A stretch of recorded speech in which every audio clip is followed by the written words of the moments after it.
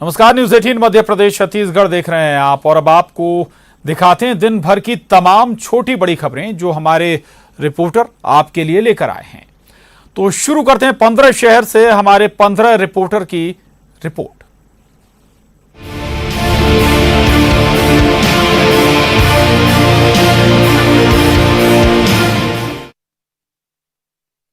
महीने का आज आखिरी दिन इंदौर वासियों के लिए राहत भरी खबर लेकर आया। देर रात जारी मेडिकल बुलेटिन में 19 नए कोरोना पॉजिटिव मरीज पाए गए और अब ये आंकड़ा 1485 पर पहुंच गया है। इंदौर में कोरोना वायरस पॉजिटिव मरीजों की संख्या में लगातार इजाफा हो रहा है। ये संख्या बढ़कर 1485 तक पहुंच गई है। अब तक यह 68 मरीजों की जान जा चुकी है, लेकिन बुधवार का दिन इंदौर के लिए राहत भरा रहा। देर रात जारी बुलेटिन में कुल 286 सैंपल की जांच की गई, जिसमें से केवल 19 नए कोरोना पॉजिटिव मरीज सामने आए, जबकि 3 मौतों की पुष्टि भी हुई। जिले में अब तक 7641 सैंपल की जांच की गई। सीएमएचओ डॉक्टर प्रवीण जड़िया के मुताबिक जिले में 1243 कोरोना पॉजिटिव मरीजों का उपचार अभी भी चल रहा है। इंदौर जिले में 1136 अन्य लोगों का विभिन्न स्थानों पर क्वारंटाइन किया गया है। सीएमएचओ के मुताबिक शहर में 25 लाख लोगों की स्क्रीनिंग की जा चुकी है। उनमें से 9000 ऐसे लोग मिले जिनको सर्दी खांसी बुखार के लक्षण थे। उनमें से 250 लोगों को संदिग्ध माना गया जिनको ज्यादा लक्षण दिखाई दे रहे थे। इन 250 लोगों में से 100 लोगों का कोरोना संदिग्ध मानते हुए उनका सैंपल लिया गया। सीएमएचओ ने इस बात पर भी खुशी जाहिर की कि कोरोना का संक्रमण का प्रतिशत कम होता जा रहा है। पहले ये प्रतिशत 55 था, अब यह 6% पर आ गया है। वहीं इंदौर का आईआईटी संस्थान भी कोरोना वायरस की वैक्सीन बनाने को लेकर स्टडी कर रहा है। कोरोना को हराने के लिए आईआईटी इंदौर ने भी एक कदम आगे बढ़ा दिया है। कोरोना वैक्सीन तैयार करने के लिए 16 तरह की प्रोटीन्स की स्टडी की जा रही है। इसमें अमेरिका, फ्रांस और डेनमार्क के रिसर्च ग्रुप भी शामिल हैं। कोरोना संक्रमण के मामले में आज राजधानी भोपाल से थोड़ी राहत भरी खबर मिली है। पॉजिटिव लिस्ट की संख्या में जहां आज मात्र 4 लोग शामिल हैं, तो वहीं शाम तक 21 लोगों के डिस्चार्ज होने की भी जानकारी मिली है। आज राजधानी भोपाल से पहली बार सुकून भरी खबर मिली है। पॉजिटिव की आई रिपोर्ट में 4 नए मरीज मिले हैं। इसमें बाग उमराव दूल्हा इलाके के रहने वाले एक परिवार के 3 लोग पॉजिटिव मिले हैं। इसमें एक 7 साल का बच्चा और एक 10 साल की बच्ची की रिपोर्ट भी पॉजिटिव आई है। स्वास्थ्य विभाग से मिली जानकारी के अनुसार बुधवार गुरुवार को आई 1500 सैंपल की रिपोर्ट में मात्र 91 पॉजिटिव मरीज मिले हैं। सबसे ज्यादा संक्रमण स्वास्थ्य विभाग के अधिकारी कर्मचारी और उनके परिजनों में फैला है। भोपाल से अब तक स्वास्थ्य विभाग के लगभग 115, तो वहीं जमातियों में 75 से ज्यादा लोग और पुलिस विभाग के लगभग 46 पॉजिटिव मरीज मिल चुके हैं। यदि हेल्थ और जमातियों के जरिए संक्रमित मरीजों की संख्या ना बढ़ी होती तो भोपाल आज ऑरेंज जोन में होता। वहीं खबर ये भी है कि राजधानी भोपाल के चिरायू अस्पताल से आज डिस्चार्ज हो रहे 21 लोगों में 19 लोग भोपाल के हैं, वहीं 2 लोग इटारसी के हैं। आधा दर्जन स्वास्थ्य विभाग के कर्मचारी भी मौजूद हैं। डिस्चार्ज हो रहे लोगों की लिस्ट में 2 कर्नाटका के जमाती भी शामिल हैं।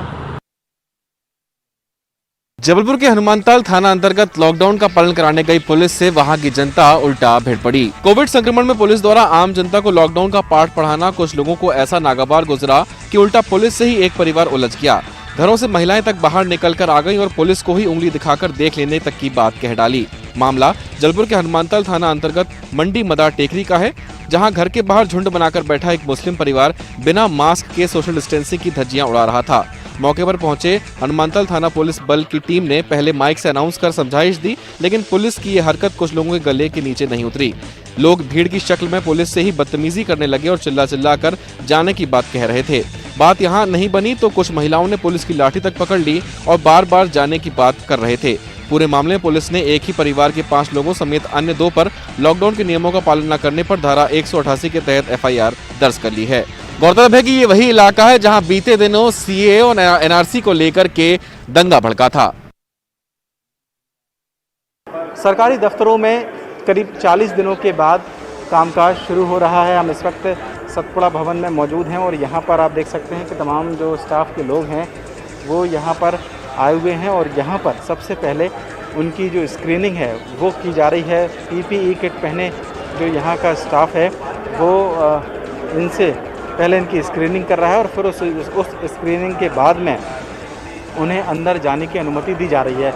आपको बता दें कि करीब जो 30% स्टाफ है उसके साथ ही इन भवनों को खोला गया है। सतपुड़ा भवन हो, मंत्रालय हो या कोई और भवन हो, उनको लेकर ये आप देख सकते हैं कि जो स्टाफ के लोग हैं, कुछ महिला स्टाफ हैं, उनके मन में किसी बात को लेकर डर है कि वो इसके बाद घर जाएंगी। उनके परिवार के लोग हैं, बच्चे हैं, उन्हें अगर किसी तरीके से कोई इन्फेक्शन होता है तो फिर उसको घर में भी उनके लिए चिंता की बात हो सकती है। लेकिन यहाँ पूरे जो नियम हैं उनको फॉलो किया जा रहा है, सैनिटाइजेशन किया जा रहा है, मास्क लगा के आने की बात की गई है।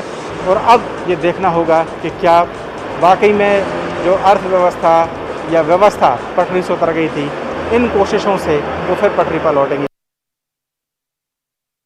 कोरोना की महामारी के बीच भोपाल सेंट्रल जेल के अंदर कैदियों का टेंशन भगाने के लिए अब योगा उन्हें कराया जा रहा है। हमारे साथ जेल अधीक्षक दिनेश नरगावी जी मौजूद हैं, हम उन्हीं से बात करेंगे। सर, योगा तो पहले भी होता था, लेकिन अब क्योंकि कोरोना जैसी महामारी है उससे बचाने के लिए तमाम उपाय जेल के अंदर किए जा रहे हैं।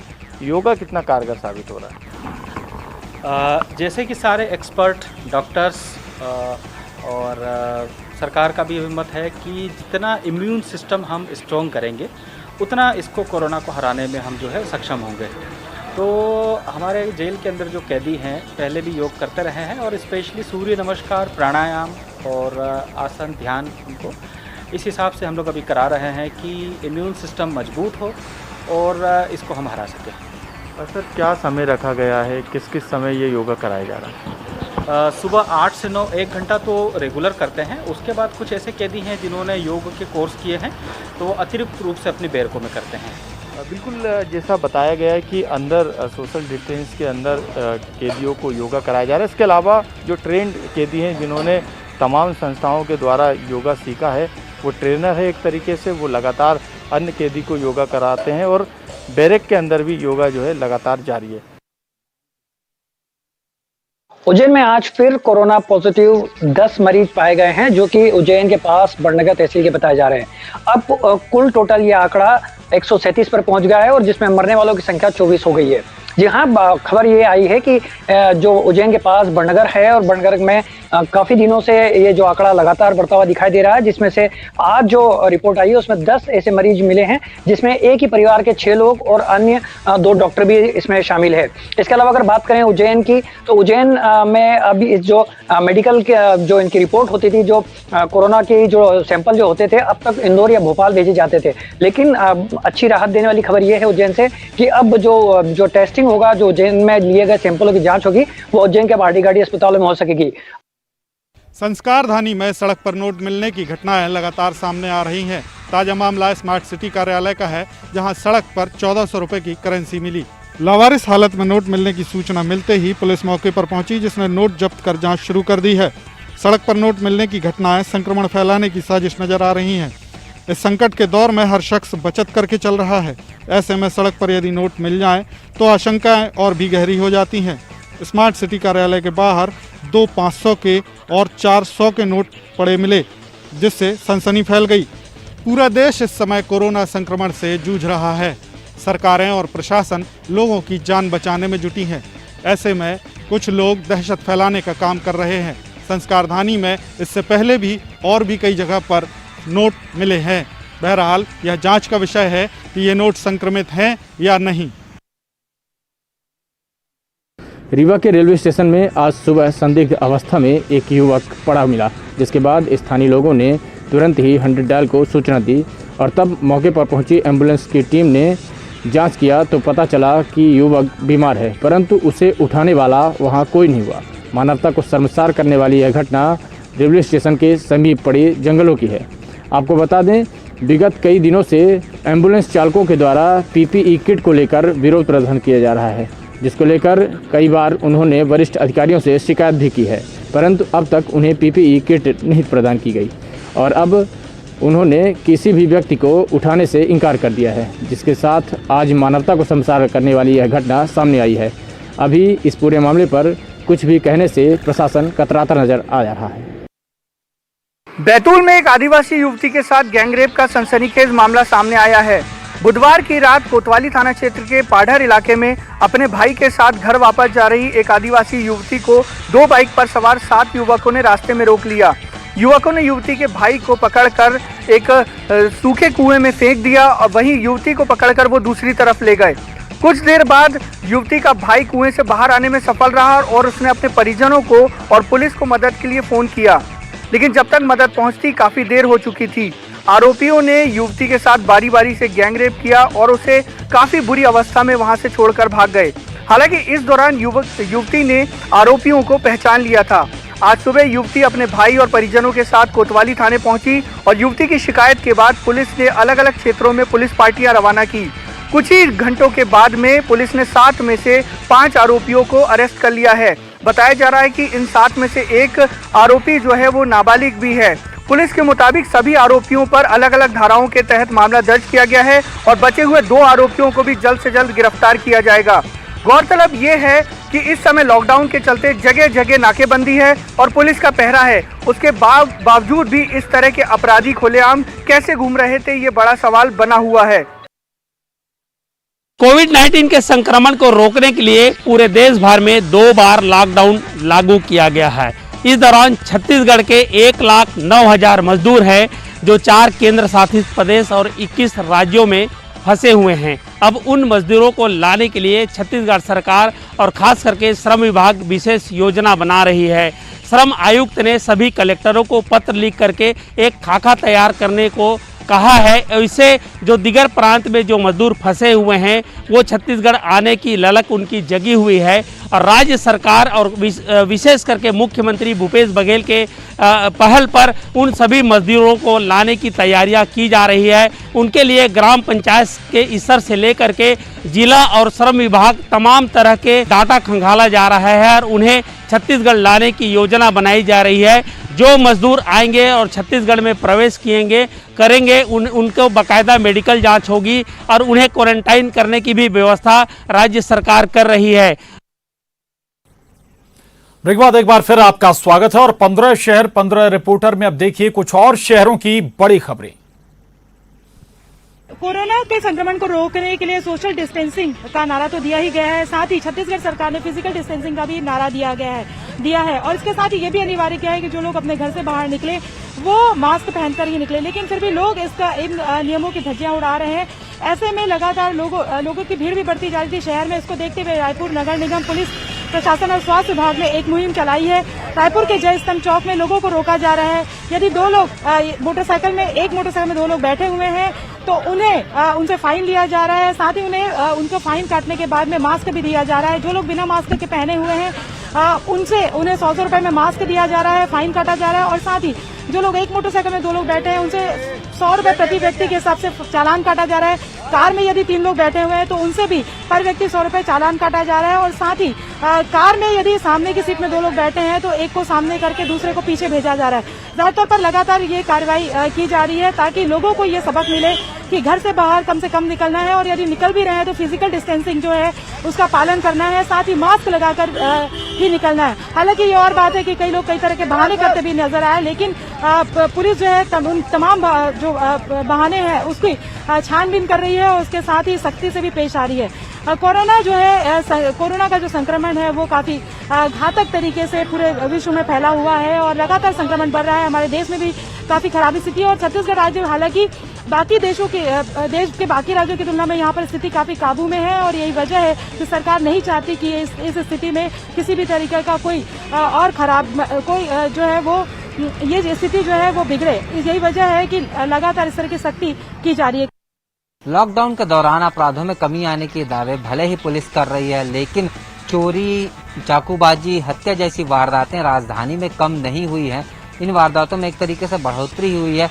लॉकडाउन के दौरान भले ही लोग घरों में हैं, लेकिन चोरों के निशाने पर दुकान आ गए हैं, क्योंकि लॉकडाउन के दौरान दुकानें खुल नहीं रही और जो दुकानें खुल भी रही हैं वो बहुत कम समय के लिए खुल रही हैं। यही वजह है कि आसानी से चोर जो है वो रेकी कर रहे हैं और बड़े दुकानों को निशाना बना रहे हैं। चाहे वो आज मोबाइल शॉप में हुई चोरी का मामला हो या इससे पहले भी 1-2 ऑफिसों में हुई चोरी जो है, कई इस तरीके की घटनाएं हो चुकी हैं। तो इससे समझा जा सकता है कि राजधानी रायपुर में लॉकडाउन के दौरान भी अपराध घटित हो रहे हैं और बेखौफ होकर न केवल चोर बल्कि दूसरे अपराधी भी अपराधों को अंजाम दे रहे हैं। जाहिर है इन पर नकेल कसने की जरूरत है। पुलिस आखिर कब तक नकेल कस पाएगी, ये एक बड़ा सवाल है। धमतरी में जिला प्रशासन ने मॉक ड्रिल किया। मॉक ड्रिल की ज़रूरत क्यों थी? क्योंकि करीब 37 दिनों से लॉकडाउन में जो व्यवस्था चलाई जा रही थी उसमें सारी तैयारियां की गई थी और लगातार हिदायतें दी जा रही थी कि अगर कोई पॉजिटिव आता है कोरोना का तो उस स्थिति में क्या करना है। उस सारी तैयारी की एक परीक्षा ली गई। परीक्षा स्वास्थ्य विभाग की, पुलिस की और कोरोना कम्बैट टीम में शामिल तमाम विभागों की जो इस व्यवस्था को संभाल रहे हैं, इस चुनौती से जूझ रहे हैं, फ्रंट लाइन पर खड़े हैं। लेकिन इस मॉक ड्रिल के बाद जो स्थिति पैदा हुई उसके अलग अलग रंग देखने को मिले। जैसे कि मॉक ड्रिल से एक चीज़ तय हो गई कि प्रशासन की जो तैयारी है वो पुख्ता है, स्वास्थ्य विभाग पूरी तरह मुस्तैद है और हर स्थिति के लिए तैयार है। पुलिस ने भी जो कल तत्परता दिखाई उससे ये दिखा कि पुलिस हर स्थिति के लिए तैयार है, उसकी तैयारियां पुख्ता है। लेकिन आम लोगों में एक जो दहशत 5 घंटे तक धमतरी में दिखी तो लोगों में थोड़ी नाराज़गी भी दिखी। लोग चाहते थे, लोगों का ये कहना था कि इसकी ज़रूरत क्या थी। ये तमाम सवाल हैं, इस पर लोग आपस में बहस कर रहे हैं। लेकिन ये कहा जा सकता है कि मॉक ड्रिल एक ज़रूरी कदम था ताकि प्रशासन खुद अपनी तैयारी का खुद ही जायजा ले और खुद ही परीक्षा ले। और सुखद परिणाम रहा ये कहा जा सकता है। मॉक ड्रिल ने दिखा दिया कि धमतरी में कोरोना से लड़ने के लिए सारी तैयारियां पुख्ता है। अब हालांकि ये मॉक ड्रिल निकला तो लोगों ने राहत की भी सांस ली है।